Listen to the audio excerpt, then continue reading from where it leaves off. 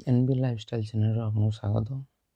ଆସନ୍ତୁ ଜାଣିବା ଏପରି ଗୋଟିଏ ପରିବା ଯାହାର ବହୁତ ଉପକାର ରହିଛି। ଆମ ଶରୀର ପାଇଁ ବହୁତ ଉପକାରୀ। ବିଶେଷ କରି ଏହି ଜିନିଷ ଶୀତ ଦିନେ ଅଧିକ ପରିମାଣରେ ବଜାରରେ ଦେଖିବାକୁ ମିଳିଥାଏ। ତା'ର ନାମ ହେଉଛି ମଟର ଛୁଇଁ।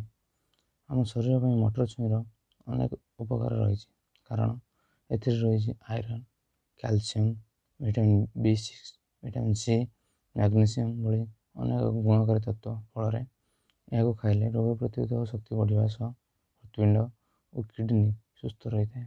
ଏହା ରକ୍ତଚାପକୁ ମଧ୍ୟ ନିୟନ୍ତ୍ରଣରେ ରଖିଥାଏ। ଏଥିରେ ଫାଇବରର କିଛି ମାତ୍ରା ରହୁଥିବାରୁ ପାଚନ ତନ୍ତ୍ରକୁ ସକ୍ରିୟ କରିବା ମଧ୍ୟ ଏହା ସାହାଯ୍ୟ କରିଥାଏ। କେବଳ ସେତିକି ନୁହେଁ, ଏହା କୋଲେଷ୍ଟ୍ରଲକୁ ମଧ୍ୟ ନିୟନ୍ତ୍ରଣରେ ରଖିଥାଏ। କେବଳ ସ୍ୱାସ୍ଥ୍ୟ ପାଇଁ ନୁହେଁ, ତ୍ୱଚାର ସୌନ୍ଦର୍ଯ୍ୟ ବଢ଼ାଇବା ପାଇଁ ବି ମଟର ଛୁଇଁର ଅନେକ ଭୂମିକା ରହିଛି। ମଟର ଛୁଇଁକୁ ଫାଇନ୍ ପେଷ୍ଟ କରି ତ୍ୱଚାରେ ଧୀରେ ଧୀରେ ମାଲିସ କଲେ ଏହା ନ୍ୟାଚୁରାଲ୍ ସ୍କ୍ରବ୍ର କାମ ଦେଇଥାଏ।